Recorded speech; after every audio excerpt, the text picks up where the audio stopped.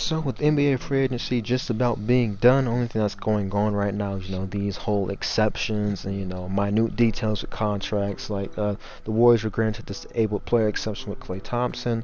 I'm pretty sure Boston just did something with their mid-level exception a couple of hours ago.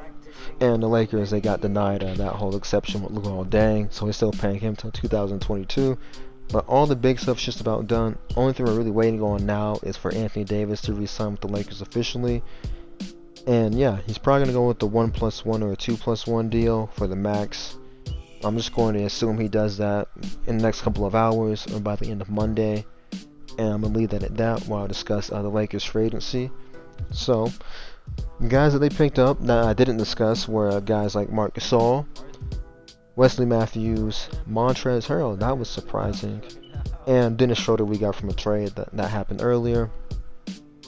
And yeah, those are our pickups. We re-signed Jared Dudley, Markieff Morris, Kentavious Caldwell-Pope. We re-signed those guys. Markieff and Jared Dudley, they got a vet minimum, and Kentavious Caldwell-Pope got 3 years, $40 million. Some may think it's an overpay, but yeah, he was very valuable and productive in the playoffs, so I would say it's worth it. And yeah, let's talk about these other guys like Marc Gasol, Montrezl Harrell, and Wesley Matthews. So Wesley Matthews, Marc Gasol, they're going to be there to space the floor, knock down open threes. Hopefully, they don't lose their jump shot when they put on the purple and gold jersey, because I've seen it with Danny Green, I've seen it with Mike Muscala, I've seen it with Reggie Bullock. Hopefully, they still have their jump shots with the purple and gold jersey on. I really hope so. I really do. But I'm going to just assume they will. I'm just going to assume they will. There'll be good space on the floor. Marc Gasol still solid defensively. There's times where he's just slow, and that's kind of because he's old. Like he's 35. Wesley Matthews is an okay defender. He's not great, but he's there to space the floor and knock down shots. So if he could do that, won't have a problem with him. And Montrezl Harrell, he's going to be that energy guy, that guy that can score in bunches off the bench. And hopefully he plays motivated this year. 'Cause he didn't play well in the postseason, in the bubble. And he had a lot of personal stuff going on with passing his grandma and all of that. So hopefully he's able to, play well. He's more focused now. He doesn't have to deal with everything happening all at once now. And there's been some time to pass. So hopefully he plays motivated and he plays good this year, as he just didn't play well in the postseason last year.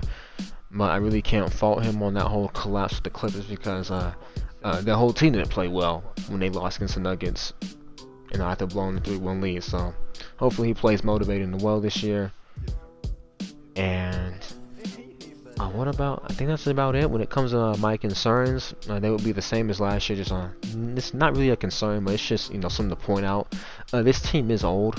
Like, they're an older team. Like, I'm pretty sure our youngest guys, that's not THT and Kostas, they're like 25. That's Kuzma, Caruso, Harrell, they're both 26.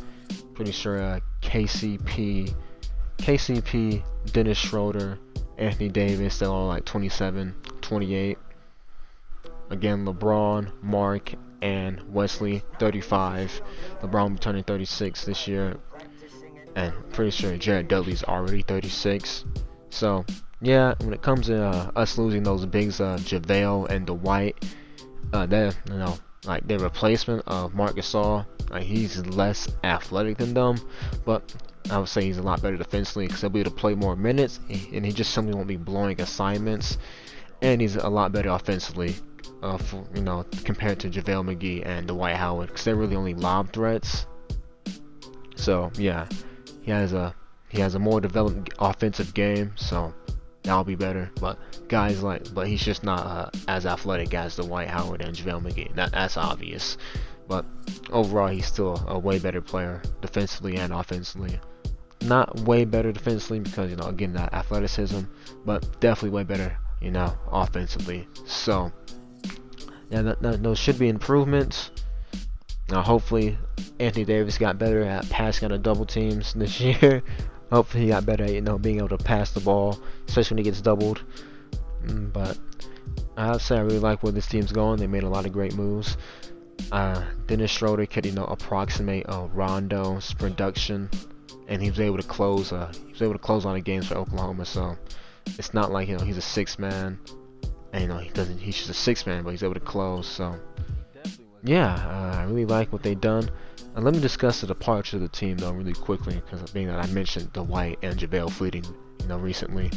So everyone that's left, Dwight to Philadelphia, Rajon Rondo to Atlanta, JaVale McGee gets shipped out to Cleveland. Good God. Daniel Green got shipped off to Oklahoma, and Avery Bradley signed for the Heat. Only one that's really shocking or surprising would be Avery Bradley. Now, I wouldn't really say it's shocking. It's more to where he went, and it's more how the fans are going to treat him, because I think some fans should look at, well, he was straight up lying to why he didn't want to play in the bubble. And I don't think he was lying, but it doesn't look good that he didn't go to Miami. And people gonna be telling, well, if he's worried about his kid, being at high risk with COVID, then why is he traveling to another big city? Or why is he traveling at all? And things of that nature. So yeah, that's gonna be a whole shit show that Avery Bradley has to deal with. Glad for what he did for us in the regular season. Didn't get to see him in the postseason at all. But yeah, those are all the guys that left, and guys that they re-signed. Obviously, for the vet minimum, again, this is Markieff Morris, Jared Dudley, guys that they that just signed that were free agents. Wesley Matthews, Marc Gasol, and Montrezl Harrell. Those are guys from other teams. And the big guys that we're looking to re-sign or retain would just be Anthony Davis. So we're waiting on him to re-sign. Again, probably goes with a 1+1, 2+2. Not 2+2, 1+1, and a 2+1. And yeah, but I like what this team did. Hopefully they can repeat. And with that out the way, ladies and gentlemen, y'all stay safe, and I'm out.